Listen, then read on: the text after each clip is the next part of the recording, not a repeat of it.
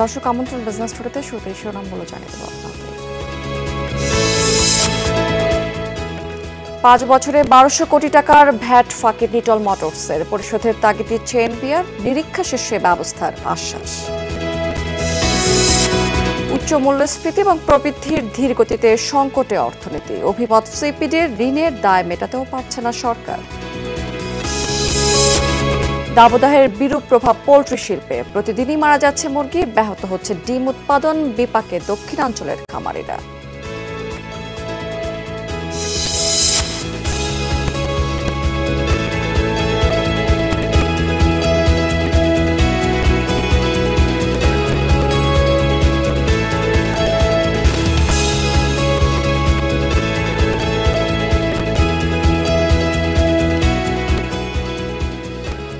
এতক্ষণ শিরোনাম দেখছিলেন, এবার চলে যাচ্ছে বিস্তারিত সংবাদ এবং পুরো সময় জুড়ে আপনাদের সাথে থাকবো আমি রাবেয়া স্মৃতি। গাড়ি আমদানিতে বড় অঙ্কের ভ্যাট ফাঁকি দিয়েছে নিটল মোটরস। 5 বছরে সেই পরিমাণ দাঁড়িয়েছে 1200 কোটি টাকারও বেশি। শুধু 1 বছরেই ফাঁকি দেওয়া হয়েছে 366 কোটি টাকা। এক্ষেত্রে উৎসের যথাযথ কর্তন করা হয়নি মূসক, পণ্য এবং সেবা সরবরাহের বিপরীতেও যথাযথ ভ্যাট পরিশোধ করা হয়নি। নিরীক্ষায় উঠে এসেছে এসব তথ্য। দায় নিরূপণ করে অর্থ পরিশোধের তাগিদ দিয়েছে জাতীয় রাজস্ব বোর্ড। নিটল নিলয় গ্রুপের চেয়ারম্যান বলেছেন, অভ্যন্তরীণ নিরীক্ষা চলমান, পাওনা থাকলে পরিশোধ করা হবে। বহুদিন ধরেই ভারত থেকে কয়েক ধরনের গাড়ি আমদানি করে আসছে নিটল মোটরস। নিটল নিলয় গ্রুপের এই অঙ্গ প্রতিষ্ঠানের মাধ্যমে আমদানি হয় বাস, ট্রাক, মাইক্রোবাস এবং পিকআপ। কিন্তু এই গাড়ি আমদানির আড়ালে কৌশলে দেওয়া হয়েছে কর ফাঁকি, মূলত মূল্য সংযোজন কর বা ভ্যাট ফাঁকি দেওয়া হয়েছে বছরের পর বছর। এই অনিয়ম উদ্ঘাটন করেছে যশোর কাস্টমস, এক্সাইজ ও VAT commissionerate office. Nitol Motors লিমিটেডের উপর নিরীক্ষায় শুধু এক অর্থবছরেই পাওয়া গেছে 366 কোটি টাকার ভ্যাট ফাঁকির তথ্য। বলা হয়, বছরে 4500 গাড়ি আমদানি হলেও বেশিরভাগেরই দেওয়া হয়নি ভ্যাট। যানবাহন পরিচালনা আয়ের উপরও দেওয়া হয়েছে কর ফাঁকি। শুধু 1 বছরই নয়, এমন ভ্যাট ফাঁকি দেওয়া হয়েছে বছরের পর বছর। এনবিআর এর অনুসন্ধান বলছে, নিটল মোটরস লিমিটেড 2014-15 থেকে 2018-19 অর্থ বছর পর্যন্ত 5 বছরে ফাঁকি দিয়েছে 1200 কোটি টাকার বেশি। নিটল মোটরস লিমিটেড তাদের ক্রয় করা গাড়ির মধ্যে রেজিস্টারে এন্ট্রি করেছে মাত্র 1368টির তথ্য। এ সময়ে 16,000-এর বেশি যানবাহনের তথ্য প্রদর্শন করা হয়নি। এর মধ্যে 2014-15 এবং 2017-18 অর্থ বছরে তারা কেনাবেচা করে প্রায় 12,000 যানবাহন, আর 2018-19 অর্থ বছরে ক্রয় বিক্রয় করে 4,199টি যানবাহন। পুরনো চলমান নিরীক্ষা প্রক্রিয়া ছিল, ওইটা নিষ্পত্তিতে একটা দাবি উদ্ভব হয় এবং দাবিটা চূড়ান্ত করা হয় এবং এর একটা অংশ আবার উচ্চতর আদালতে রিটও করা হয়েছে। সামগ্রিক যাচাই বাছাইয়ে এবং বা উচ্চতর আদালতের আদেশে হয়তো পরবর্তী অংশ চূড়ান্ত হতে পারে। ইনকাম ফ্রম অপারেটিং ভেহিকেল খাত এবং মূসক দলিলে অপ্রদর্শিত বিক্রির উপর পরিহার করা ভ্যাট সহ দাবিনামা চূড়ান্ত করতে গেল ফেব্রুয়ারি মাসে শুনানি হয়েছে। এখন চলছে দুই পক্ষের চিঠি চালাচালি। তবে নিটল নিলয় গ্রুপের চেয়ারম্যানের দাবি, ভ্যাট ফাঁকি দেয়নি তার প্রতিষ্ঠান। আমরা তাদের কাছে চিঠি দিয়েছি, আমরা অ্যাপিল করছি। আশা করি তারা দেখতে পারবেন যে আমাদেরকে যে ক্লেম করছেন সেই ক্লেমটা হয়তো তারা পাওনা না। আর যদি আমার পাওনা হয়, অবশ্যই আমরা কোনোদিনই সরকারের জনগণের টাকা আমরা না দিয়ে আমরা ব্যবসা করি না। বড় অঙ্কের রাজস্ব আদায়ে করণীয় নির্ধারণ করছে জাতীয় রাজস্ব board, NBR. Rimur Rahman, Jamuna News, Dhaka. উচ্চ মূল্যস্ফীতি, বড় ধরনের ঋণের দায় এবং প্রবৃদ্ধির ধীর গতিতে অর্থনীতিতে প্রকট হয়েছে সংকট। সরকারি এবং বেসরকারি খাতে ঋণের পরিমাণ দাঁড়িয়েছে জিডিপির 42%। ঋণের দায় মেটাতেও পারছে না সরকার। সকালে নতুন সরকার, জাতীয় বাজেট এবং জনমানুষের প্রত্যাশা নিয়ে সিপিডির আলোচনায় এমন আশঙ্কা প্রকাশ করা হয়েছে। বলা হয়েছে, একদিকে প্রবৃদ্ধি হচ্ছে, অন্যদিকে বাড়ছে বৈষম্য। এটা টেকসই উন্নয়নের লক্ষণ নয়। 2 বছর ধরে দেশে উচ্চ মূল্যস্ফীতি বিদ্যমান। এতে চাপে আছে স্বল্প আয়ের বিপুল জনগোষ্ঠী। নতুন করেও দরিদ্র হয়েছে বহু মানুষ। আগামী বাজেটে সামাজিক নিরাপত্তা খাতে ব্যয় বৃদ্ধির কোনো বিকল্প নেই। আলোচকদের অভিযোগ, উন্নয়নের সুফল সবাই পাচ্ছে না, আয় বৈষম্য বেড়েই চলেছে, যা সামাল দিতে বাজেটের দিক নির্দেশনা থাকতে হবে। জানানো হয়েছে বিনিয়োগের মন্থর গতি চলমান থাকলে কাঙ্ক্ষিত পরিমাণ কর্মসংস্থান নিশ্চিত হবে না, সমাজে তৈরি হবে এক ধরনের অস্থিরতা।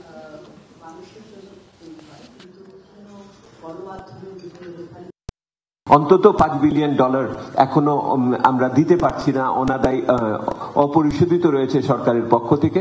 বিভিন্ন জ্বালানি খাত থেকে আমরা যে সমস্ত টাকা আমরা যে সমস্ত আমদানি করেছি এবং অন্যান্য বিদেশি প্রতিষ্ঠানের যে সমস্ত তাদের মুনাফা বিদেশে নিতে পারছে না, সেই অর্থে বাংলাদেশের যে গর্বের জায়গাটা যে আমরা কোনোদিন খেলাফি হইনি বিদেশের কাছে, সেই জায়গাটাতে কিন্তু চির ধরছে। দর্শক, পেঁয়াজ আমদানির প্রস্তুতি সম্পর্কে আমরা একটু জেনে নিতে চাই। আমাদের সাথে হিলি স্থলবন্দর থেকে এই মুহূর্তে যুক্ত আছেন আমাদের সহকর্মী মুরাদ ইমাম কবির। কবির, ব্যবসায়ীরা কি আমদানির অনুমতি পেয়েছেন কিনা, এবং আরেকটি বিষয় যে এলসি চালু ঠিক কবে নাগাদ হতে পারে, সর্বশেষ কি তথ্য আপনার কাছে আছে?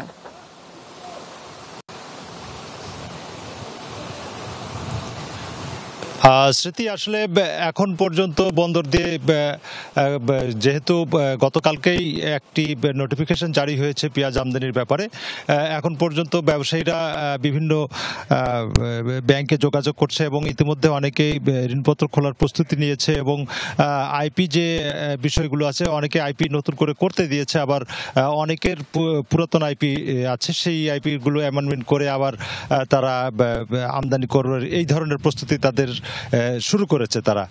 আমরা বন্দর কর্তৃপক্ষের সাথে কথা বলেছি, বন্দর কর্তৃপক্ষ বলেছে যে যেহেতু পেঁয়াজ আমদানি হবে এমন একটি খবর তারা জানতে পেরেছে, তার পরিপ্রেক্ষিতে কিন্তু তারা এই যে আপনি দেখতে পাচ্ছেন যে মাঠটা, এটি হচ্ছে পেঁয়াজ লোড আনলোডের একটি স্থান, এখানে ট্রান্সশিপমেন্ট করা হয় পেঁয়াজগুলোকে।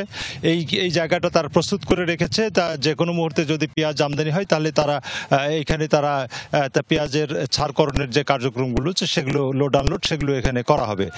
আর আমি আমদানিকারকের সাথে কথা বলেছি, আমদানিকারকরা বলছে যে ভারতের ইতিপূর্বে ভারত সরকার কিন্তু পেঁয়াজ রপ্তানির ক্ষেত্রে 40% শুল্ক আরোপ করেছিল। এই শুল্ক আরোপের কারণে নতুন করে যে তারা পরিপত্র জারি করেছে, এটিতে এই ধরনের কোনো দিক নির্দেশনা নেই যে শুল্ক দিতে হবে কি না দিতে হবে। তো এই বিষয়ে আমদানিকারকদের মধ্যে একটি দোটানা অবস্থান রয়েছে, তারা সঠিকভাবে বলতে পারছে না যে পূর্বের যে 40% শুল্ক আরোপ করা হয়েছিল সেটি আসলে বিদ্যমান থাকবে কিনা বা সেটিকে প্রত্যাহার করা হবে কিনা, এটি নিয়ে তারা চিন্তিত রয়েছে। তারা ভারতের যে রপ্তানিকারক বা সিএনএফ এজেন্ট যারা রয়েছে তাদের সাথে যোগাযোগ করছে, তারা এখন পর্যন্ত সঠিক কোনো সিদ্ধান্ত দিতে পারেনি। তো ভারতে যে সিএনএফ এজেন্ট রয়েছে তারা বলছে যে আজকে রবিবার ভারতের সরকারি ছুটির দিন, সে কারণে তারা আজকে এই বিষয়ে সঠিক কোনো কথা বলতে পারবে না। হয়তো আগামীকালকে সোমবার সরকারের আবার কর্মদিবস শুরু হবে, সেই ক্ষেত্রে তারা বলছে যে সোমবার নাগাদ জানা যাবে যে আসলে ভারত সরকার যে 40% শুল্ক আরোপ করেছিল পেঁয়াজ রপ্তানির ক্ষেত্রে সেটি বিদ্যমান আছে নাকি সেটি কি প্রত্যাহার করে নেওয়া হয়েছে। তো তারা বলছে যে এই বিষয়ে আগামী সোমবারও জানা যাবে। এবং আমদানিকারকদের যে বিষয় সেটি হচ্ছে যে আমদানিকারকরা কিন্তু ইতিমধ্যেই সকল প্রস্তুতি নিতে শুরু করেছে, ইতিমধ্যে কারো কারো ঋণপত্র খোলা হয়েছে, আইপি তো পুরাতন আইপি রয়েছে সেগুলো দিয়েই তারা আমদানি করবে। তবে যদি 40% শুল্ক আরোপ থাকে তাহলে কিন্তু পেঁয়াজ আমদানির ক্ষেত্রে কিছুটা প্রতিবন্ধকতার সৃষ্টি হবে বলে আমদানিকারকরা আমাদেরকে জানিয়েছে। অনেক ধন্যবাদ কবির আপনাকে। তীব্র তাপদাহে চরম বিপাকে পড়েছেন পিরোজপুরের পোলট্রি খামারিরা। প্রচন্ড গরমে প্রতিদিনই মারা যাচ্ছে এখানে মুরগি, এতে লোকসানের মুখে পড়ছেন খামারিরা। নানা চেষ্টাতেও মিলছে না কোনো সুফল। টানা দাবদাহের কবলে দেশ, প্রখর রোদ আর অত্যধিক গরমে হাঁসফাঁস অবস্থা চারিদিকে।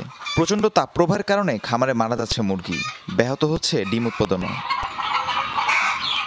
মাংসের জন্য খামারিদের পছন্দ ব্রয়লার এবং ডিমের জন্য লেয়ার মুরগি। তবে দ্রুত বর্ধনশীল মুরগির এই জাতগুলো সহ্য করতে পারে না উচ্চ তাপমাত্রা, তাই চলমান দাবদাহে প্রতিটি খামারে মুরগি মারা যাচ্ছে। প্রতিনিয়ত প্রত্যেক দিন প্রত্যেকটা সেটে 5টা 10টা 20টা মুরগি মারা যাইতেছে এবং প্রচন্ড গরমের কারণে খাবার কম খায়, ডিমও কম পারে, মুরগি স্টক করে মারা যায় দৈনিক। ডিম আপনার 1000 মুরগিতে যদি ডিম হয় 32 কেজি, চাই গেছে 25 কেজি, 24 কেজি, 22 কেজি। মুরগির মৃত্যু রোধে নানা পদ্ধতি অবলম্বন করছেন খামারিরা, তবে তাতে মিলছে না কাঙ্ক্ষিত ফলাফল। মুরগির মৃত্যু রোধ ও পরিচর্যার বিষয়ে খামারিদের পরামর্শ দিচ্ছে জেলা প্রাণী সম্পদ অফিস। গরমে অস্থিরতায় বিভিন্ন মুরগি বিভিন্ন মানুষ খুব অসুবিধায় মুরগি স্টক করে মারা যাইতেছে, ডিমের উৎপাদনও কমে যাইতেছে, ডিম ফ্যাকাশে আসতেছে। তাদের সাথে একটু যোগাযোগ হচ্ছে এবং আমাদের লোকজন খামারে যাচ্ছে এবং আমরা তাপটা নিয়ন্ত্রণ করার ব্যাপারে তাদেরকে পরামর্শ দেওয়া যাচ্ছে। পিরোজপুরে 1285টি পোল্ট্রি খামার রয়েছে। রাহিম সারোয়ার, যমুনা নিউজ। দর্শক, এই বিষয়ে আরো বিস্তারিত তথ্য জানতে আমরা এখন সরাসরি চলে যাব উত্তরের জনপদ জয়পুরহাটে। সেখান থেকে যুক্ত আছেন আমাদের সহকর্মী আব্দুল আলিম। আলিম, এই যে দাবদাহের বিরূপ প্রভাবে দক্ষিণাঞ্চলের পোল্ট্রি শিল্পে বিপর্যয় দেখা দিয়েছে। একটু আগে দেখছিলাম যে পিরোজপুরে অনেক মুরগি মারা গেছে। এখানকার আসলে কি অবস্থা দেখতে পাচ্ছেন?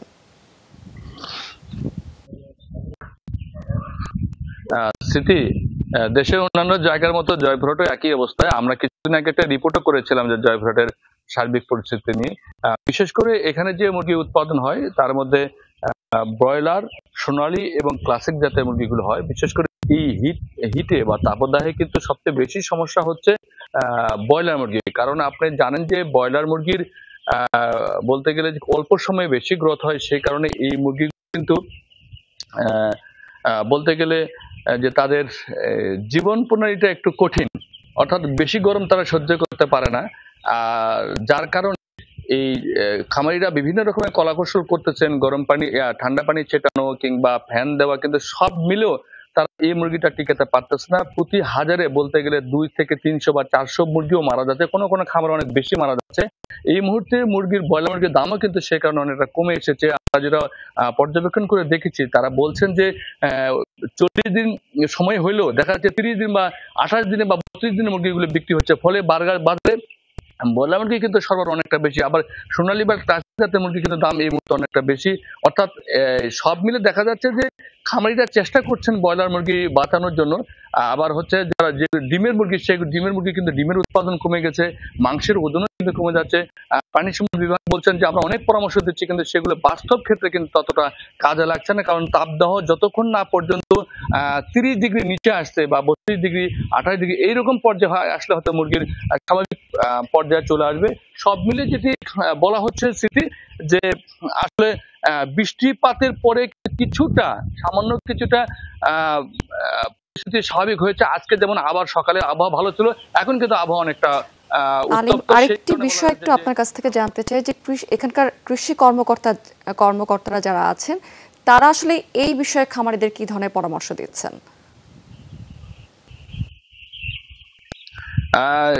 প্রাণী সম্পদ কর্মকর্তা বা কৃষি কর্মকর্তা যারা রয়েছেন, বিশেষ করে এটি প্রাণী সম্পদ দপ্তরের মধ্যে পড়ে, তারা যেটা বলছেন যে যতটা খামার ঠান্ডা রাখা যায়, বিশেষ করে মুরগিগুলোকে যাতে শেডের মধ্যে সুন্দর করে রাখা যায় এবং ঠান্ডা পানি যদি ছিটে দেওয়া যায় এবং ফ্যান কন্টিনিউ যাতে করা যায়, সেই বিষয়গুলো তার পরামর্শ দিচ্ছে। এবং খামারিরা কিন্তু মুরগি রক্ষার জন্য যথেষ্ট এই চেষ্টাগুলো বা তাদের পরামর্শগুলো মেনে চলার চেষ্টা করছে। স্মৃতি, আলিম, অনেক ধন্যবাদ আপনাকে।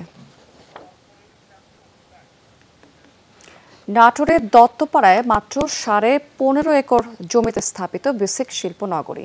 দীর্ঘ 37 বছরেও নতুনভাবে জমি সম্প্রসারণ করা হয়নি। এতে বিপাকে পড়েছেন তরুণ শিল্প উদ্যোক্তারা। জমি সম্প্রসারণের দাবি জানিয়েছেন তারা। এই বিষয়ে পদক্ষেপ নেওয়ার কথা জানিয়েছেন বেসিক কর্তৃপক্ষ এবং জেলা প্রশাসক। নাটোর বেসিক শিল্পনগরীতে 104টি প্লটে 37 জন উদ্যোক্তার মাধ্যমে বাণিজ্যিকভাবে উৎপাদন হচ্ছে বিভিন্ন ধরনের পণ্য। বিসিকে কলকারখানা স্থাপনে নানা সুযোগ সুবিধা থাকায় আরও 500 নতুন উদ্যোক্তা প্লট চেয়ে আবেদন করেছেন, কিন্তু মিলছে না প্লট। আমরা যে একটা উদ্যোগ নিয়ে কোনো কিছু করব বিসিকে, সেই পরিস্থিতি আমাদের নাই। আর বিসিকটা যদি সম্প্রসারণ হয় তাহলে এলাকার মানুষ অনেকেই নতুন নতুন উদ্যোক্তা বিভিন্ন ধরনের উদ্যোগ নিয়ে বিভিন্ন কলকারখানা প্রতিষ্ঠিত করতে পারবে। আমার মতো হাজারো উদ্যোক্তা আছে যারা প্রতিষ্ঠানে এই এলাকা বিসিকে এলাকাতে যদি জায়গা পায় তাহলে অবশ্যই তারা প্রতিষ্ঠান গড়বে এবং এই এলাকার বেকার সমস্যা দূর হবে। পানির সমস্যা, বিদ্যুতের সমস্যা, সব কিছু মিলায় আপনার ইন্ডাস্ট্রিয়াল এরিয়ার ভিতরে যে সুযোগ সুবিধাগুলো, সেই সুযোগ সুবিধাগুলো বাইরে একেবারেই নাই এবং সব কিছু ব্যয়বহুল বাইরে। বিসিকে স্থাপিত 37টি কারখানার উৎপাদন বৃদ্ধি ও ব্যবসার প্রসারে নতুন করে জায়গা প্রয়োজন। নতুন কারখানা স্থাপনের জন্য শিল্পনগরীর জায়গা সম্প্রসারণের বিকল্প নেই বলেই জানায় শিল্প মালিক সমিতি। বিসিকের পিছনে প্রচুর জায়গা আছে, প্রায় 100 একর জায়গা দখল করা সম্ভব। আমি সরকারের কাছে অনুরোধ করছি যেন বিসিকের পিছনে জায়গা বাড়ায় আমাদের শিল্প বিপ্লব ঘটানোর জন্য আমাদের সহযোগিতা করে। শিল্পনগরীর জমি সম্প্রসারণে বিসিকের প্রধান কার্যালয়ে প্রস্তাব পাঠানো হয়েছে। দ্রুতই নাটোর বেসিক শিল্পনগরী সম্প্রসারিত হওয়ার আশাবাদ ব্যক্ত করেছেন জেলা প্রশাসন ও বেসিক কর্মকর্তারা। নাটোর শিল্পনগরী সম্প্রসারণ অথবা শিল্পনগরী 2 অথবা শিল্প পার্ক চাহিদার প্রেক্ষিতে যেটা হয় আমাদের কমিটির মাধ্যমে তারা চিন্তা ভাবনা করে সেই সিদ্ধান্ত দিবেন এবং প্রধান কার্যালয় থেকে আমি কোনো নির্দেশ পেলে অবশ্যই সেটা বাস্তবায়ন করার জন্য যথাযথভাবে কাজ করব। আমরা এটিকে সম্প্রসারণের যথাযথ ব্যবস্থা গ্রহণ করেছি। এটি সংলগ্ন এলাকায় না হলেও একটু দূরে আমরা বিশেষ শিল্পনগরীটিকে আরও সম্প্রসারণ করব। ওই প্রক্রিয়া, ওই প্রস্তাব প্রেরণ করা হয়েছে। 1987 সালে নাটোর শহরতলি দত্তপাড়ায় গড়ে ওঠে বেসিক শিল্পনগরী। এই নাটোর ঢাকা মহাসড়কের পাশে হওয়ায় দেশের বিভিন্ন প্রান্তের সাথে যোগাযোগ ব্যবস্থা অত্যন্ত ভালো। শাজদিন অন্তরা, যমুনা নিউজ। এবার জানিয়ে দেবো আজকের পুঁজিবাজার লেনদেনের এই মুহূর্তের আপডেট। আজকে কিন্তু আমরা দেখতে পাচ্ছি সকাল থেকে কিছুটা ঊর্ধ্বমুখী প্রবণতা বিরাজ করছে ঢাকা এবং চট্টগ্রাম শেয়ারবাজারের সূচকগুলোতে। ঢাকা শেয়ারবাজারের প্রধান সূচক যেটি ডিএসসি ব্রড ইন্ডেক্স, সেটি ইতিমধ্যে 75 পয়েন্টের মতো বেড়ে 5691 পয়েন্টে অবস্থান করছে। এস সূচক সেটি 16 পয়েন্টের মতো বেড়ে 1248 পয়েন্টে আছে এবং ডিএসসি 30 সূচক যেটি সেটি 25 পয়েন্টের মতো বেড়ে 2033 পয়েন্টে দাঁড়িয়েছে। এবং আজকে এখন পর্যন্ত ঢাকা শেয়ারবাজার টোটাল ট্রেড করেছে 376 কোটি 16 লাখ টাকার মতো শেয়ার এবং ট্রেড হওয়া কোম্পানিগুলোর মধ্যে কিন্তু বেশিরভাগেরই দাম বেড়ে গেছে। 285টি কোম্পানির শেয়ারের দাম বেড়েছে, 57টি কোম্পানির শেয়ারের দাম কমে গেছে এবং অপরিবর্তিত রয়েছে 46টি কোম্পানির শেয়ারের দাম। টপ 20তে অরিয়ন ফার্মা কোম্পানি প্রথম অবস্থানে আছে এবং ইতিমধ্যে 25 কোটি 57 লাখ টাকার মতো শেয়ার কিন্তু ট্রেড করে ফেলেছে। এরপরে দ্বিতীয় অবস্থানে অরিয়ন ইনফিউশন আছে এবং তৃতীয় অবস্থানে আমরা দেখতে পাচ্ছি এশিয়াটিক ল্যাবকে। চট্টগ্রাম শেয়ারবাজার সেখানেও কিন্তু ঢাকা শেয়ারবাজারের মধ্যে ঊর্ধ্বমুখী প্রবণতা আমরা দেখতে পাচ্ছি এবং সার্বিক সূচক যেটি সিএসপিআই সেটি ইতিমধ্যে 107 পয়েন্টের মতো বেড়ে অবস্থান করছে 16,159 পয়েন্ট এবং ইতিমধ্যে সিএসসি টোটাল ট্রেড করে ফেলেছে 16 কোটি 83 লাখ টাকার মতো শেয়ার এবং ইতিমধ্যে ট্রেড হয়েছে 140টি প্রতিষ্ঠানে। এর মধ্যে এখানেও বেশিরভাগ প্রতিষ্ঠানের শেয়ারের দাম বেড়েছে, 87টি কোম্পানির শেয়ারের দাম বেড়েছে, 36টি কমেছে এবং অপরিবর্তিত আমরা দেখতে পাচ্ছি মাত্র 17টি কোম্পানির শেয়ারের দাম রয়েছে।